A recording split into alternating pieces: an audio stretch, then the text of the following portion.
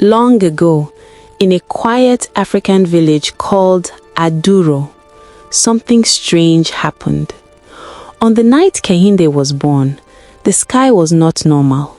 The moon turned red, the dogs howled, the wind blew so hard that the trees bent like they were bowing to something unseen. Inside a small mud hut, a woman screamed in pain. Then the baby came out. The room became silent, too silent. The midwife held the baby up. She gasped. The baby's eyes were open, but they were white. No black part, no color, just white like milk. He cannot see, the midwife whispered. Outside, thunder crashed. The baby did not cry. He only smiled. Kehinde grew up different. The other children ran and played in the sun, but Kehinde liked to sit alone. He would sit under the big iroko tree and face the wind. Sometimes, he would talk to someone no one else could see. One day, his mother asked, "Who are you talking to, my son?"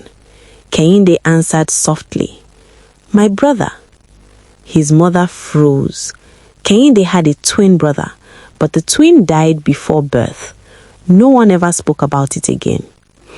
Even though Kehinde was blind, he never fell. He never walked into walls. He moved like someone who could see everything, better than everyone. One afternoon, he suddenly stood up and shouted, "Do not go to the river today." The women laughed. "You are blind. How will you know?" But 3 boys still went swimming. Before sunset, the river became wild. The water rose high. The boys drowned. When their bodies were found, fear spread across the village. People began to whisper, "He sees things. No, he brings bad luck. Maybe he is cursed." After that day, strange things kept happening. Before heavy rain, Kehinde would say, "The sky is angry." Before someone got sick, he would say, "Darkness is walking behind them." Every time he was right. But instead of trusting him, the people became afraid of him. And fear can make people cruel. The village chief, Chief Balogun, did not like Kehinde. Balogun was strong and proud. He did not believe in children, especially blind ones. One evening, during a meeting in the village square, Kehinde walked in slowly. The elders were talking about choosing a new leader. Balogun wanted to be king. Kehinde stopped in the middle of the square. His white eyes stared forward. The wind suddenly became cold. Everyone turned quiet. Balogun laughed loudly. "And why should we listen to a blind child?" Kehinde's voice became deeper. "Because I see blood on your hands." Gasps filled the air. Balogun's smile disappeared for 1 second, just 1 second. Then it came back. "Take this boy home," he ordered. But that night, Balogun could not sleep, because in his dreams, he saw white eyes staring at him in the dark. The next morning, Kehinde woke up before the sun. He felt something strange. The air was heavy, like the sky was holding its breath. He whispered, "It is starting." Suddenly, he heard a voice, not with his ears, inside his head. Soft, familiar, Kehinde. It was the voice of a child that sounded just like him. "Kehinde," Kehinde whispered.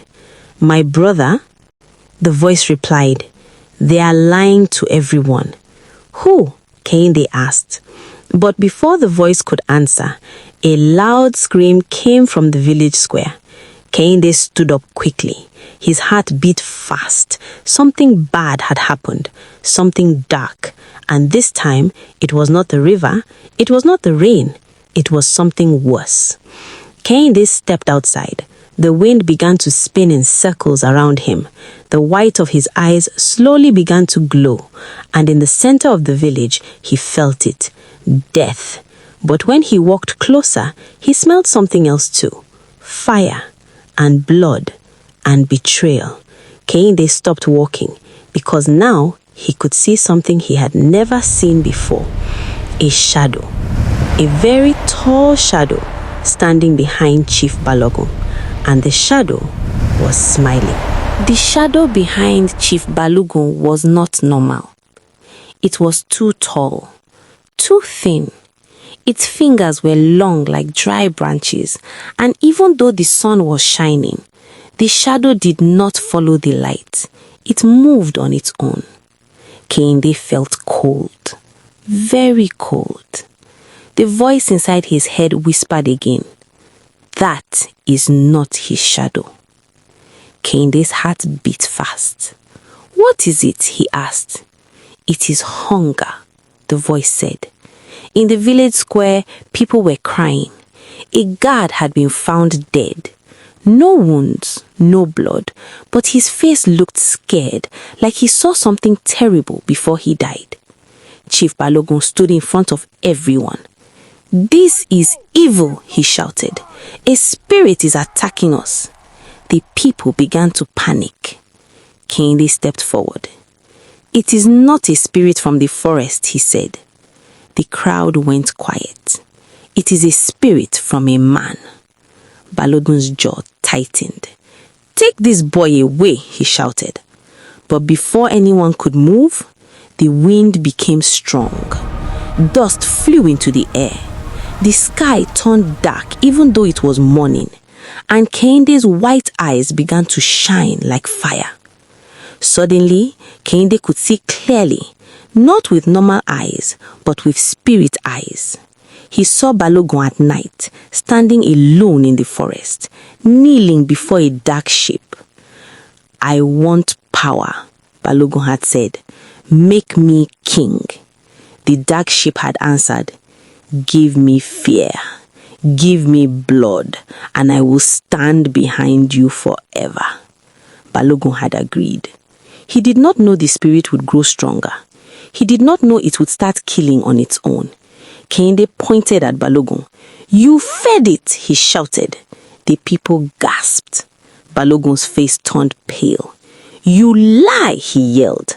But at that moment, the tall shadow lifted its long arm and wrapped it slowly around Balogun's body. Balogun froze. He could not move. He could not speak.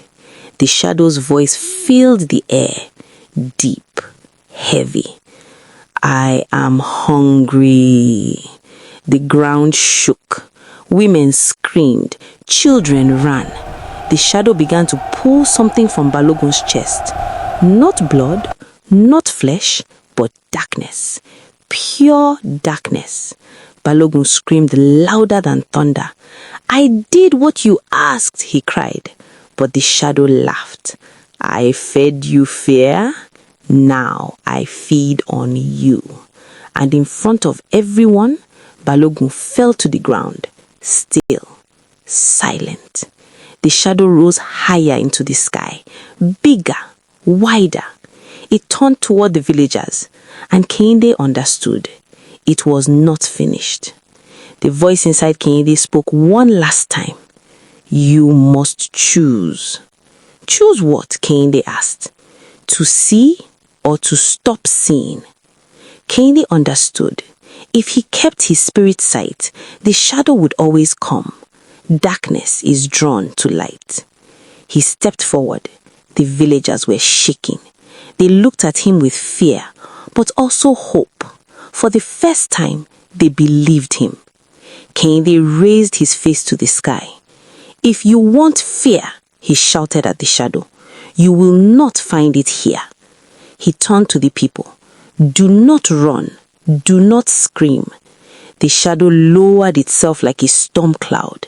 Its mouth opened, huge, black, but no one moved. The people held hands. Even though they were afraid, they stood together. The shadow trembled. It fed on fear, and now there was less fear. It screamed, a loud, painful scream. Cracks of light appeared inside its body. Kehinde stepped closer. He placed his hand on the ground. "I give up my sight," he whispered. The spirit world shook. The white light in his eyes slowly faded. The shadow shattered into smoke, and the sky became blue again. Silence filled Adoro. Birds began to sing. The people looked at Kehinde. His eyes were still white, but no longer glowing. He smiled softly. "It is gone," he said, but this time he truly could not see. Years passed. The village changed. They became kinder. They listened more. They feared less. And they always told the story of the blind boy who saved them. But some nights, when the moon turns red, old people say they see a small shadow at the edge of the forest, watching, waiting, not strong, not yet, because darkness never dies. It only waits for fear to grow again. And somewhere in the village, a newborn baby has just opened its eyes, and they are white.